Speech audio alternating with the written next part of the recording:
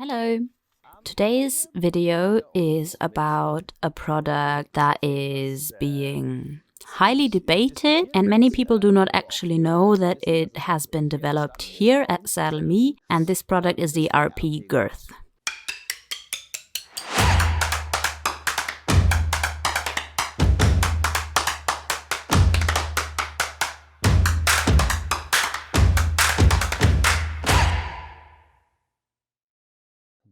It is manufactured by Prestige, and this is an abbreviation for Relax Performance Girth. That name is because, firstly, it makes the horses relax in an area where many horses do experience stress.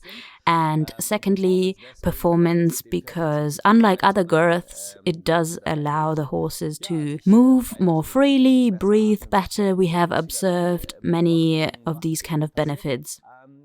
We have Lorenzo here again. He may appear to be smaller today, but that is just because Dennis, who's holding him, is 2 meters tall. And Lorenzo is a short horse. He has this very modern shoulder. I've described him in more detail in the anatomy video. He is the prime example of a modern sport horse. You have this large shoulder, forearm, upper arm, shoulder blade. The entire thing is rotating, moving backwards. So the saddle on this type of horse is positioned further back than it has been done traditionally. So that hand width of space in the girth area is something that does not work for Lorenzo here. We obviously cannot place the saddle closer to the shoulder. I've mentioned many times that that is not an option. Logically, obviously, we do not want to restrict the horse physically with our saddle, so we have to stay behind the shoulder or find a way to not restrict it. And especially with dressage saddles, the saddle is positioned further back. And many customers do not like that. They want the saddle to stay close to the shoulder, and in show jumping they even tie it so it stays in the front, but that does cause many other problems. So if you place this long saddle that was manufactured years ago on a modern short horse, the saddle quickly gets into places it's not supposed to be and causes damage. So back to the history of the RP Girth. A customer came to me with a stallion and that had been injured in this area down here, and my task was to create a custom fitted girth for that horse, and I somehow had to create space in the area where that horse had been injured, and I wasn't able to at first, and then I started thinking, how can I reproduce that? How can I make a girth for that horse? That horse had a lot of scar tissue down there, almost like a sarcoid, and then I thought, well, many horses actually have that, the sarcoids in the girth area, so this is a very interesting topic. And then I started thinking, and I had a friend at the time, he was a dentist, and he got me that material that he used to make the dental impressions with, you know, that soft mass that is pressed into your jaw, and then it hardens, and then you have the impression of the teeth. And I got buckets worth of that, and I got a Stuttgart girth. This is one of the types that we used for testing. We put some foam around it and then poured that material from the dentist in that, and we put it down here on the horse, and we hoped we would end up with a decent impression. What was surprising is that we did not have a hole, no elevation, no dent, but we had stripes. And that was the moment where I realized, even though I have been in the sport for 30 years, 35, and I realized that the girth is moving. And then I looked into how the sternum looks. It's a triangular bone that moves, and it mirrors the dorsal spinal processes. So the sternum mirrors the movement of the withers down between the front legs. And I did not look into that movement prior, or I underestimated it. And at that point, though, I was just upset that I did not have a decent impression, and I wanted to look more into that movement. So I took the selfie stick of my daughter and walked next to the horse just to get these pictures. And we took 2 rubber rings, added them to the panel, and allowed the girth to move so we could capture all of the movement for our impression. And we did manage to do that, and we got the impressions. And what was fascinating was that the horse that we were testing this with, and we did test it on a few other horses, and 2-3 of them, they experienced a lot of stress and fear of saddles and when putting on the girth. But as soon as they felt that girth move, they were very relaxed and did no longer experience any stress. And one of the owners of these horses said, almost as a joke, whatever you're building there, get a patent for it. And well, this is what we did. Actually, we got a patent, and by now it has actually been copied by a few other manufacturers. Obviously, we always comment on that when you suddenly spot a cheap version of your product somewhere. But we continued to develop this product because during the first testing phase, we had a few accidents that were not funny at all, actually. Because if you just leave the product like that, and few people still sell it like that, so we did not have that metal hook thing there. So what happens is that it can move way too much. The girth can actually rotate together with the saddle, which is so dangerous. So we did notice quite soon that we have a few problems that we need to fix.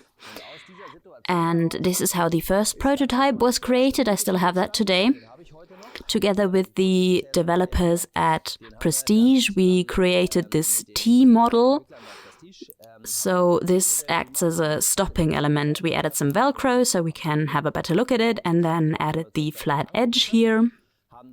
And we did not actually know what effect we were creating with this. We're just trying to stick close to what had worked before. So we developed this girth. You can see this has been used a lot. It has helped many horses already. And this is the prototype that got us the patent and got us starting production with the RP girth. And this stopping element is such an important part of it, and many customers came to us, well, let's remove that stopping element, we can just buy the plate, put our own girth in it. And as I said, there are manufacturers that offer that, but I think if the horses turn abruptly or do any other sudden movement, the saddle and the girth, they can just rotate because it allows too much movement to go through, and that is super dangerous. You don't really want to fall off the horse with the saddle. So this is why we chose to go with that design. So this is not a marketing trick to sell more girths. This is obviously a very important safety element. The first girths that went into serial production were with this large panel. We obviously made it look a bit nicer, and then we added these knobs on the sides. And if you press it on here, it encloses air. And that, in fact, if the horse has its winter coat on, maybe you know that from other things, if you have a rib-like structure, it is less problematic and less difficult for the fur if it works underneath. So that was the idea of that. And a few product descriptions on the internet list that enclosing the air effect that acts as a shock absorber as one of the main benefits of the product. And obviously this is part of the product, but the first goal that we had was this movement right here. And what I discovered afterwards was that we can also cover the sideways movement here. And that is a very important topic as well. And I found out about that when an English manufacturer conducted a scientific study, the only relevant study for that. And they achieved decent results with cutout on the sides. And I was interested in that study and I looked through it. And when I read it, I realized all their tests had been conducted on a straight line. So zigzag half passes, turnarounds after a jump, curves. Nothing of that had been taken into consideration. So as soon as the horse's body curves, a standard girth cannot capture that movement as well as our model right here. I will show you on the horse in a moment. Let's put a saddle on Luenzo. This is the D2 that we're using here. We have some nice color contrast so you can see well. You can see very well. Well, I make him move in a moment so you can see better. The panel has to be in the middle, so with this girth it is important that you always put the pin of the buckle in the same holes, so hole 2 on both sides or hole 3 on both sides. If it varies, then the difference should be at max 1 hole. So let me just put this on. And now you can see that the girth is positioned relatively far to the back. Well, actually, you can't see that well now because Luenzo has moved his legs. Okay, I think we'll manage. You can see quite well that we have a lot of space here, more than the hand that is supposed to fit in here. Many riders and coaches in this situation will already tell you the saddle needs to be closer to the front. And I tell them the shoulder blade ends right here. How is this supposed to work? So this is a disharmonic saddle position. So it's not in the same line with the girth. And sometimes if the saddle is positioned close to the back and then the girth is pulling forward or the other way around. And this would happen here as well if we were to position the saddle closer to the shoulder. So we have that space down here and that is totally okay. With this horse right here, it does not matter whether we are using the smaller or the larger panel. We developed the larger one first, but horses that have a bigger tummy or the horses who are very narrow, that means the girth is closer to the front legs for them, and then they had problems with chafing, so we made a smaller panel as well, which is becoming more popular on the market than the larger one. So for Luenzo here, it does not matter.